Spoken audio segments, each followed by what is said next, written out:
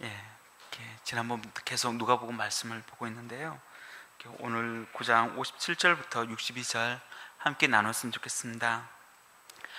세상에 수많은 길이 있습니다. 나와 너를 이어주는 길이 있는가 하면 어떤 목적을 향해 달려가는 길도 있습니다. 그 목적의 끝에 부귀나 명예 또한 권력이 있을 수 있습니다.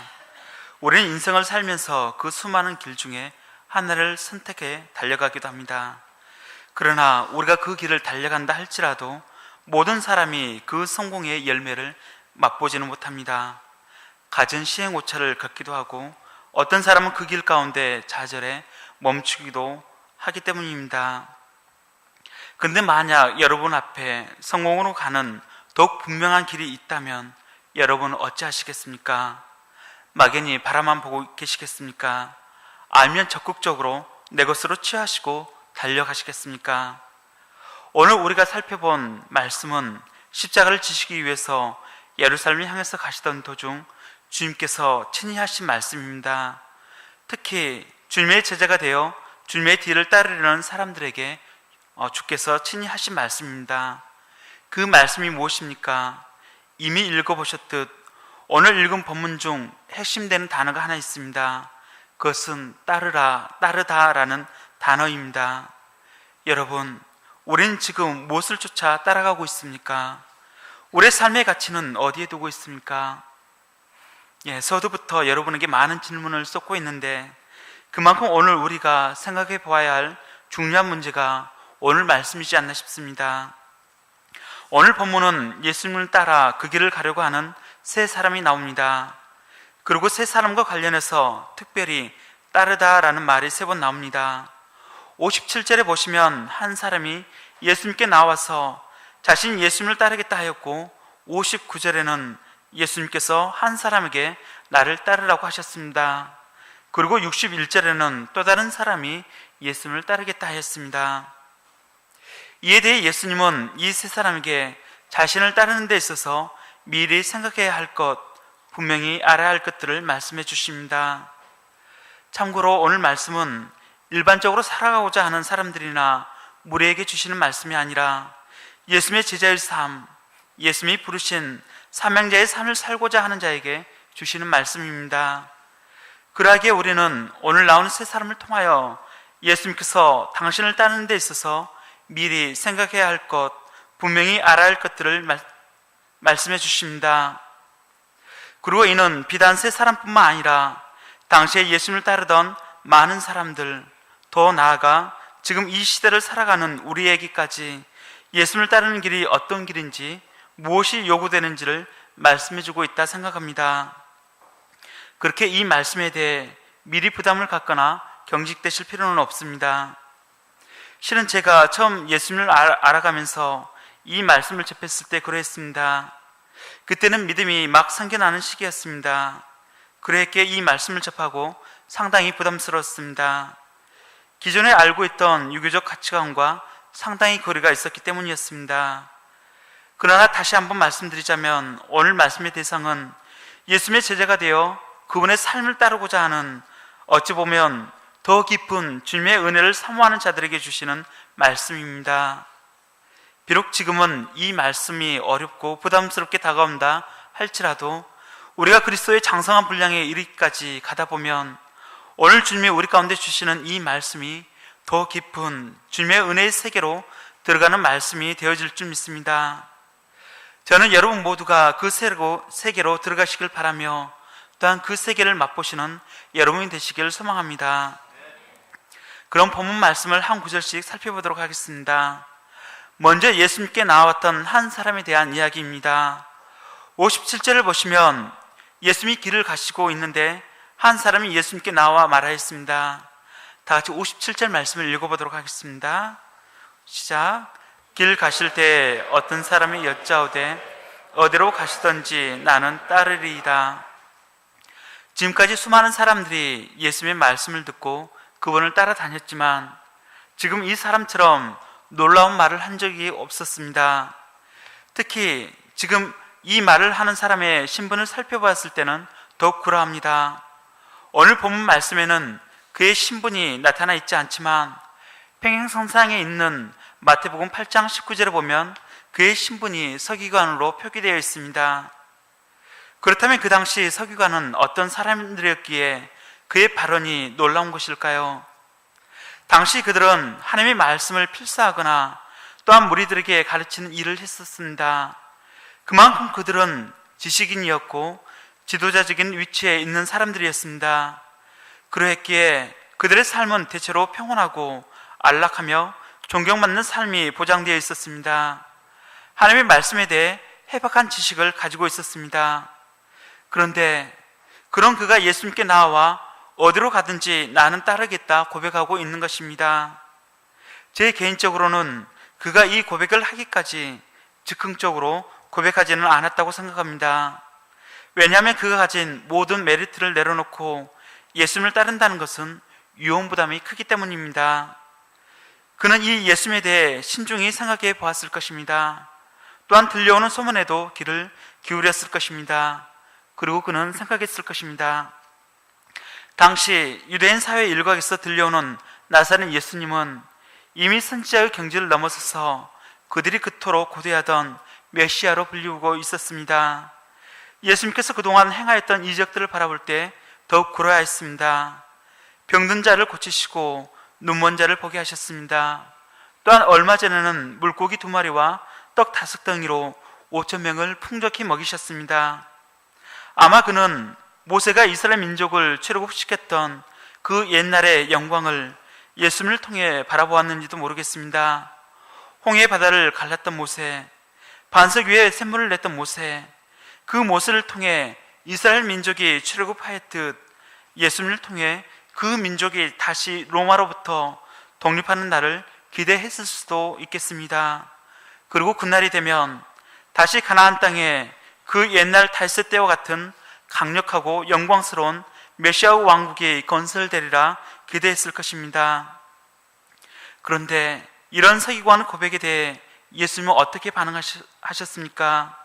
58절 말씀을 다시 한번 읽어보도록 하겠습니다. 58절 말씀입니다. 시작. 예수께서 이르시되 여우도 굴이 있고 공중의 새도 집이 있으되 인자는 머리 둘 곳이 없도다 하시고, 저라면 이 서기관의 고백에 기뻐했을 것 같습니다. 그런데 예수님은 서기관의 고백에 대해 좋다 싫다 그런 반응이 없었습니다. 물론 따라오라거나 따르지 말라는 말도 없었습니다. 대신 지금 예수님의 형편이 어떠한지 말씀하십니다. 그것은 여우도 굴이 있고 공중의 새도 집이 있으되 인자는 머리 둘 곳이 없다는 것입니다. 이 문장만을 보면 마치 예수님이 동문서답하시는 것 같습니다. 그럼 왜 예수님은 서기관의 고백에 이처럼 말씀하셨을까요? 우리가 간과하기 쉬운 것은 누가는 지금 이 시점을 기록할 때 57절에 길 가실 때라고 기록하고 있다는 것입니다. 그리고 여기서 길 가실 때라는 것은 그분이 예루살렘을 향하여 자신에게 주어진 마지막 사명, 곧 제사함을 우리에게 주기 위해 십자가를 감당하러 가시는 길, 그 길 가운데 있다는 것입니다. 단지 절기를 맞이하기 위하여 예루살렘으로 올라가는 길이 아니었다는 것입니다. 관광차 나왔던 길이 아니었던 것입니다. 하나님이 주신 마지막 사명을 감당하기 위해 올라가시는 길이었던 것입니다. 그러하기에 예수님 자신도 이 길을 걸을 때 51절 말씀을 보시면 예수께서 승천하실 기약이 차감해 예루살렘을 향하여 올라가기로 굳게 결심하시고 라고 나타냈던 것입니다. 그분 자신도 예루살렘을 향하여 단순히 올라가기로 하신 것이 아니라 굳게 결심하시고 올라가시는 길이 바로 이 길이었던 것입니다. 여러분, 예수님의 이 결의가 느껴지십니까? 예수님이 어떤 형편 속에서 이 길을 걸어가고 계시는지 이제는 보이십니까? 예수님이 그러하시기에 어디로 가시든지 나는 따르겠습니다 라고 고백하였던 서기관을 향해 이처럼 말씀하셨던 것입니다. 정말 나를 따라올 수 있겠느냐 묻지 않으시고 자신이 걷는 그 길의 형편을 말씀하심으로 다시 한번 지금이 어떤 상황인지 정확하게 인식하도록 돕고 있는 것입니다. 곧 인자는 칠 수 있는 집이 있는 것도 아니고 또한 세속적인 영광을 얻기 위해 가는 길도 아니라는 것입니다. 실제 예수님께서 예루살렘을 향해 오는 며칠 전 사마리아 지역을 통과할 때도 그랬습니다. 제자들이 예수님을 위하여 사마리아 마을에 들어가 준비하려고 했으나 예수님께서 예루살렘을 향하여 가신다는 이유로 받아들여지지 않았습니다. 머리 둘 곳이 없이 수고하며 애쓰며 가는 길이 예수님이 가시는 길이라는 것입니다. 그러하기에 예수님을 따르겠다는 고백이 어떤 의미를 갖고 있는지 깊이 생각해 보아야 한다는 것입니다. 아마 서기관은 예수님께서 지금 걸어가시는 길이 어느 쪽으로 나 있는 길인지 알지 못했던 것 같습니다. 명예와 영광을 위해, 안락과 평안을 위해 가는 길이 예수님이 지금 걷고 있는 길로 여겼을 것입니다. 그래서 그분이 메시아로서 예루살렘에 입성했을 때 그 역시 명예와 부귀, 영광을 누리고자 마음속에 계획했을 수도 있습니다. 이처럼 많은 사람들이 예수님을 따른다고 말하지만 사실 자신이 원하는 길을 가고 있을 때가 많습니다. 더 정확히 말하자면 자신이 계획하고 기대하였던 그 길을 예수님도 원하신다고 자기 합리화를 할 때가 많다는 것입니다. 그러나 자신이 가는 길이 어떤 길인지 정확히 인식하지 못한다면 그는 얼마 가지 못하게 될 것입니다. 하지만 자신이 가야 할 분명한 길을 알고 가는 자에게는 그 길은 영광의 길이 될 것입니다. 비록 보이는 현실은 머리 둘 곳 없고 고난의 연속된 길이라 할지라도 그 길 끝에서 주님이 안아주실 것이며 또한 그분이 주시는 참된 안식과 평안을 얻게 될 것이기 때문입니다.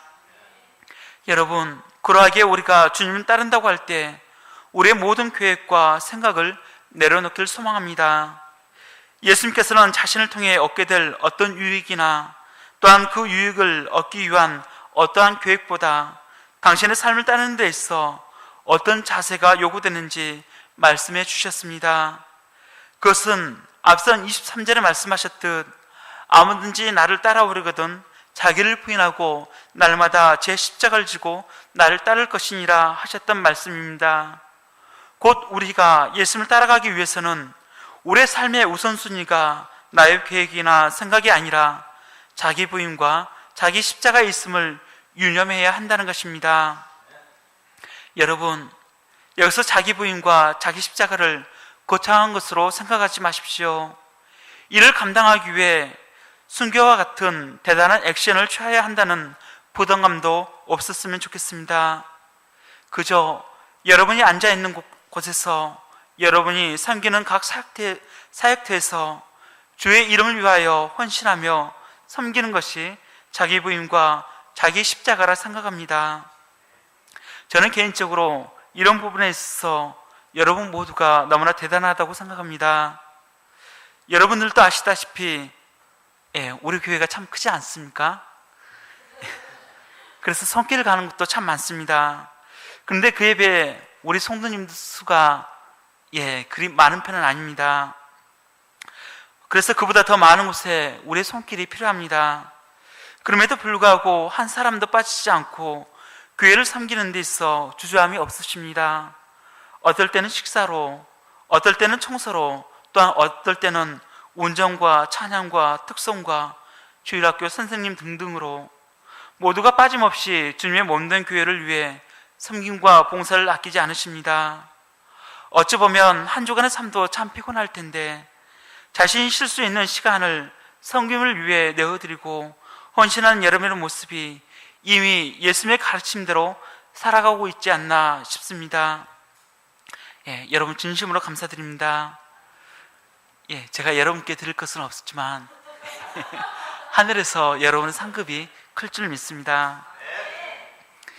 이처럼 우리가 예수님을 따르기 위해서는 그 길이 얼마나 쉽지 않은 길인지 우리의 몸이 먼저 인식하기도 합니다. 그러나 그 삶이 피곤하고 지친다 할지라도 그 삶을 포기하지 않았으면 합니다. 왜냐하면 우리는 이런 과정들을 통해 연단되어질 것이고 성숙되어질 것이기 때문입니다. 또한 단단한 각오를 하지 않고서는 갈 수 없는 길이 바로 예수님이 가셔야 할 길이었고 또한 그분을 뒤따르고자 하는 우리 가운데 주님이 주신 길이기 때문입니다. 지금은 힘들지만 그 길을 다 걷고 난 후에 우리는 십자가 뒤에 주의 영광이 있음을 바라보게 될 것입니다. 또한 우리는 그날에 그 영광 가운데 주님과 함께 거하게 될 것입니다. 저는 여러분 모두가 그 영광 가운데 동참하는 주의 제자들이 되기를 소망합니다. 이번엔 두 번째 사람을 향해 예수님께서 먼저 말씀하십니다. 모두 다 함께 59절 말씀을 읽어보도록 하겠습니다. 시작. 또 다른 사람에게 나를 따르라 하시니 그가 이르되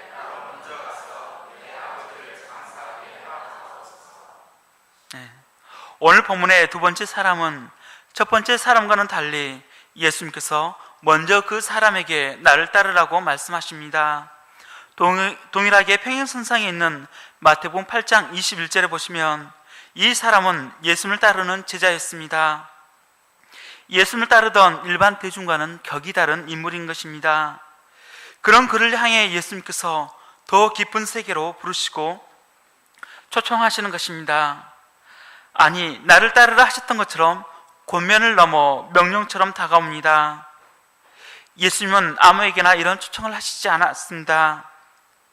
일반적으로 누군가 나를 따르라 했을 때 그 부름 안에는 그 인생을 책임진다는 의미도 담겨 있기에 그 삶에 대한 확신이 서지 않고서는 아무나 이런 초청의 말을 건네지 않습니다. 그런데 예수님은 자신을 따라오고 있는 제자에게 더 깊은 세계로 지금 새롭게 부르시고 있는 것입니다.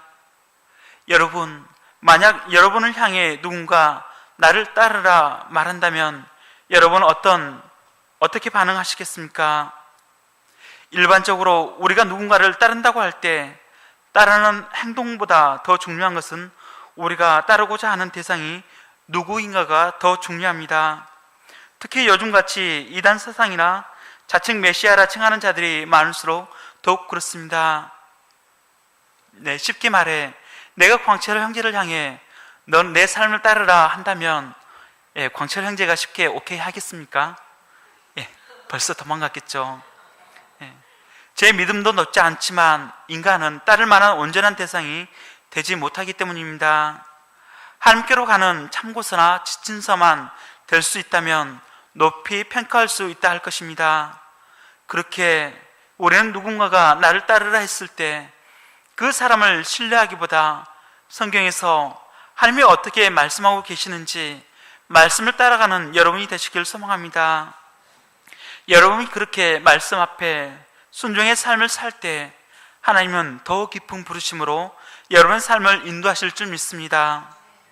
실제로 예수님 당시 나를 따르라 말씀하셨을 때 그것은 특별한 부르심이었습니다. 아마 너는 나를 따르라 하셨을 때 그들이 너무나 잘 알고 있는 구약시대의 한 인물을 떠올렸을 것입니다. 그 인물은 바로 믿음의 조상 아브라함일 것입니다. 이스라엘 민족은 구약의 모세 오경을 줄줄이 깨고 있었기 때문에 하나님이 아브라함을 어떻게 부르셨고 또한 어떤 축복의 세계로 이끌어 가셨는지 너무나 잘 알고 있었기 때문입니다. 요즘 우리가 담임 목사님을 통해 하나님이 갈대아 우르에서부터 어찌 아브라함을 불러내었는지 창세기 말씀을 보고 있지 않습니까? 하나님이 그 인생을 부르실 때 그 부르심 앞에 그는 자신의 삶을 의탁하였습니다. 그리고 믿음의 조상이 되었습니다. 그런데 이제 그 예수님께서 당신을 전혀 알지 못하는 자들을 향해서가 아니라 자신에 대해 마음이 열려 있거나 그분의 삶을 따르고자 하는 제자를 향해 그리고 이 시대의 우리를 향해 동일하게 나를 따르라 말씀하십니다. 여러분은 그 부르심 앞에 무엇을 따르기 원하십니까? 여전히 예수님을 통한 이 땅의 명예나 부귀, 어떤 유익을 쫓길 원하십니까? 주님은 너희는 먼저 그의 나라와 그의 의를 구하라. 그리하면 이 모든 것을 너에게 더하여 주신다 말씀하셨습니다. 안타깝게도 예수님의 부르심 앞에 그 제자의 대답은 무엇이었습니까? 59절 후반절을 보시면 그가 이르되 나로 먼저 가서 내 아버지를 장사하게 허락하옵소서. 얼핏 보면 그의 대답에 그에게 뭐 그리 잘못된 것이 있나 싶습니다. 그가 주님을 따르지 않겠다 한 것도 아니기 때문입니다. 그의 대답대로 본다면 그는 단지 온전히 예수님만을 따라가기 위하여 먼저 가서 자신의 아버지를 장사 지내고 오겠다는 것이었습니다. 그런데 이에 대한 예수님의 대답이 무엇이었습니까? 다 같이 60절 말씀을 읽어보도록 하겠습니다. 60절 말씀입니다. 시작. 이르시되 죽은 자들로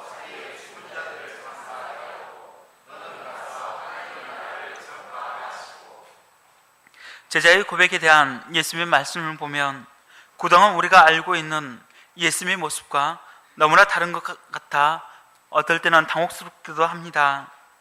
왜냐하면 예수님의 태도가 너무 냉정하고 그 말씀이 너무 지나치다는 생각이 들기 때문입니다. 또한 부친의 장례를 치르는 것은 인간의 기본 윤리이며 자식으로서 당연한 도리에 속하는 일인데 그것을 허락하지 않으셨기 때문입니다. 실제로 당시 이스라엘의 장례 문화를 생각할 때는 더욱 그러했습니다. 그 당시 유대인의 관습을 수록해 둔 메길라라는 규례집을 보면 죽은 가족이나 친척을 장사 지내는 일은 아주 중요한 종교 문제였습니다. 또한 종교적 의무였습니다. 특히 부모가 죽은 경우에 장례의 책임은 가족 중에서 아들에게 있었습니다. 그리고 이러한 장례의 의무는 모든 성전 예배나 절기 그리고 할례 의식의 준수보다 더 중요했습니다. 그러했기에 아버지를 장사하고 예수님을 따르겠다는 제자의 요구는 당연한 듯이 보입니다. 하지만 예수님의 대답이 무엇이었습니까?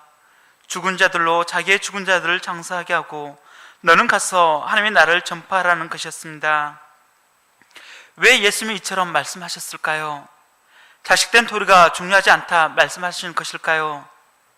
결코 그렇지 않습니다. 예수님의 십자가에 죽으시기 전에 그의 어머니 마리아를 요한에게 부탁하기까지 자식된 도리를 다하였습니다. 그렇다면 무엇일까요? 우리 예수님과 제자의 대화를 통해 이를 엿볼 수 있는데 만약 제자의 아버지가 이미 죽었다면 그는 지금 한가롭게 예수님을 따라 그분 앞에 있지 않았을 것입니다. 이미 조문기를 맞이하고 있었을 것입니다. 그렇게 최소한 지금의 상황은 그의 아버지가 돌아가시기 전인 것입니다. 다만 지금의 상황이 아버지가 위독하거나 아니면 적어도 노안 중에 있다는 것을 미루어 짐작할 수 있는 것입니다.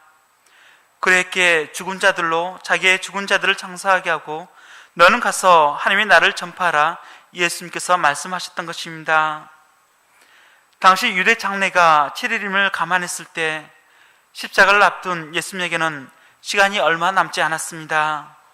왜냐하면 지금 가는 이 길이 예수님에게는 마지막 사명의 길이었기 때문이었습니다. 또한 제자에게 있어서는 마지막으로 예수님과 함께하며 그분을 따를 수 있는 기회였기 때문입니다.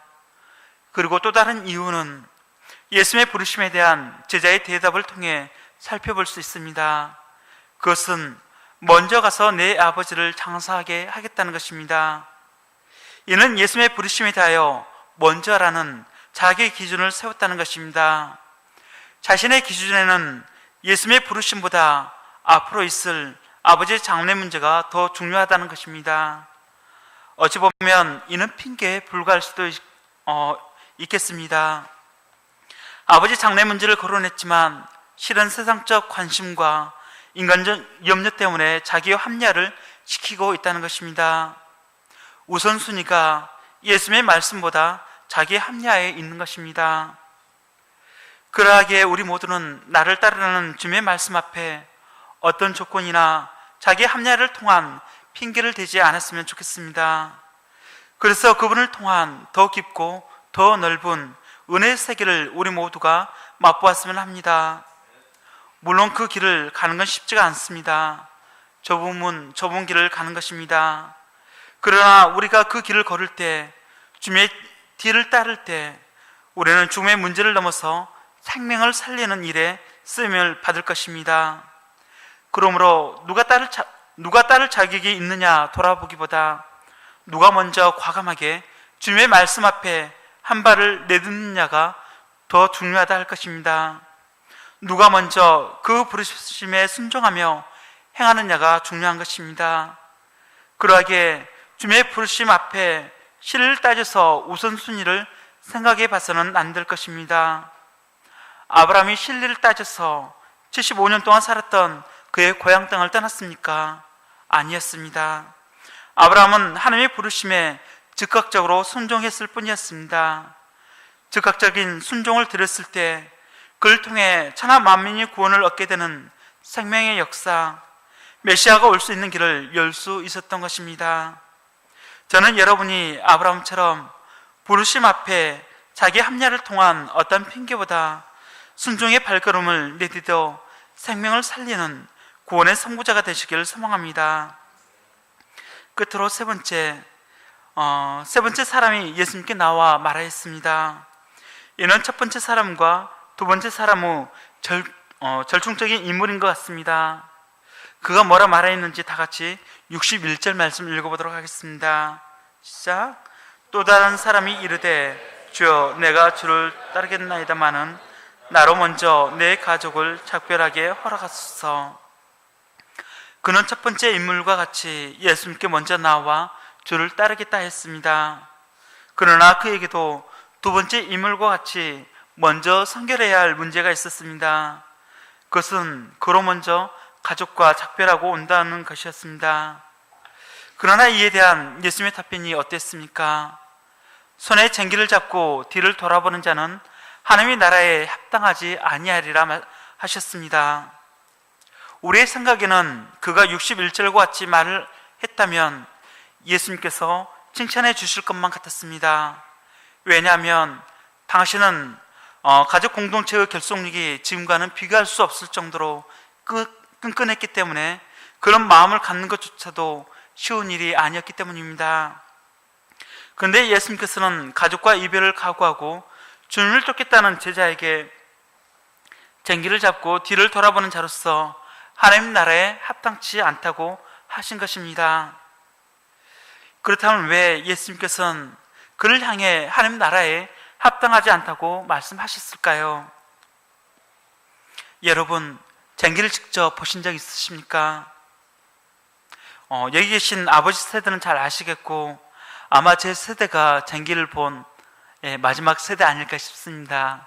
잘하면 재원 집사님까지 봤을 것 같은데 제 고향이 곡선촌이라 저 어렸을 때는 경운기도 있었지만 산 비탈길에 있는 밭은 소 쟁기로 밭을 갈았습니다. 그때 기억으로는 손에 쟁기를 잡고 소가 이끌어 밭을 갈았는데 앞을 보고 밭을 갈아도 반듯하게 갈기는 어려웠습니다. 하물며 예수님의 말씀처럼 뒤를 돌아본다면 어떻게 되겠습니까? 밭을 갈 수 없는 것이죠. 아마 예수님께서 이 시대에 살아 비유를 하셨다면 운전대를 잡고 뒤를 돌아보는 자는 합당하지 않다 말하지 않았을까 싶습니다. 여러분도 아시다시피 운전대를 잡고 뒤를 돌아본다면 이는 위험천만한 일이기 때문입니다. 차라리 운전대를 잡지 못한 것입니다. 예수님께서는 그만큼 이 사람을 향하여 손에 쟁기를 잡고 앞을 향하여 나아갈 자로 보셨다는 것입니다. 그런데 그런 그에게 망설임이 있었던 것입니다. 앞에 계신 주님을 보고 나아가야 하는데 자꾸 뒤를 돌아보게 하는 매매 문제가 있었다는 것입니다. 그만큼 그에게는 예수님을 따를 결단력이 부족했던 것입니다. 우리 역시 그러합니다. 우리가 주님의 길을 걷기로 결심했다면 우리는 계속해서 우리가 걸어가야 할 그 길에 집중하며 마음을 쏟아야 합니다. 왜냐하면 이 땅에서는 우리를 되돌아보게 만드는 많은 유혹과 매매 문제들이 넘쳐나기 때문입니다. 그 이해로 롯세처는 천사들에 의해 구원을 받았지만 세상에 대한 미련 때문에 뒤를 돌아봄으로 인하여 소금 기둥이 되어버렸습니다. 반면에 엘리사는 밭을 쟁기로 가는 중에 엘리야의 부름을 받게 되었는데 그 즉시 밭을 가던 도구를 불사르고 쟁기질을 하던 소를 잡아 사람들에게 나누어 주었습니다. 그것은 그가 돌아가려는 유혹조차 받지 않고자 스스로 그 길을 없앴던 것입니다. 우리 역시 이러한 결단이 필요합니다. 특히 예수님의 뒤를 따라 십자가의 길을 갈 때에는 더욱 그러합니다. 우리 손에 쟁기를 잡고 있다면 우리는 이미 일할 만반의 준비가 다 된 것입니다. 그러하기에 오직 우리 앞에 계신 주님만을 바라보며 나아가는 것이 중요합니다. 그러할 때 주님 앞에 합당한 자로 우리 모두가 서게 될 줄 믿습니다. 말씀을 맺도록 하겠습니다. 우리가 예수님을 따른다고 할 때 그 따르는 길은 편안하고 쉽게 갈 수 있는 잘 포장된 길이 아닐 수 있습니다. 때론 자신의 욕심을 내려놓고 남을 위해 헌신하며 섬기는 길이 되기도 하고, 때론 내 인생의 기준을 부르심 앞에 내려놓아야 할 때도 있습니다. 또한 주님의 길을 따를 때 단호히 결단하지 않고서는 매 순간 흔들리기 쉬운 길이 바로 주님을 따르는 이 길입니다. 곧 삶의 우선순위를 이 주님 앞에 맞추지 않고서는 따를 수 없는 길이 바로 이 길이지 않나 싶습니다. 그럼에도 여러분은 나를 따르라는 주님의 음성에 아멘으로 화답하며 그 길을 걸어가시겠습니까? 저는 여러분 모두가 비록 힘들지만 주님의 부르심을 따라 이 길을 걸어가셨으면 합니다. 그리고 그 길 끝에서 주님이 주시는 영원하고 변함없는 상급을 누리시길 소망합니다. 말씀 마치도록 하겠습니다. 시간이 많이 됐기 때문에 제가 잠시 기도하고 마치도록 하겠습니다.